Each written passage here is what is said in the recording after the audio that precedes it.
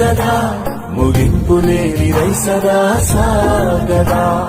నిస్వార్థమెంత గొప్పదో ఈ పదము రుజువు కట్టదా. సిరాలు లక్ష వంపదా చిరాక్షరాలు రాయదా. నిశీధి ఎంత చిన్నదో నీ కంటి చూపు చెప్పదా. నీలోని వెలుగు పంచగా విశాల నింగి చాలదా.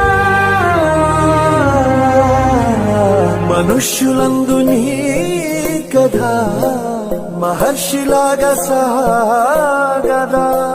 మనుష్యులందు నీ కథ మహర్షిలాగా సాగదా.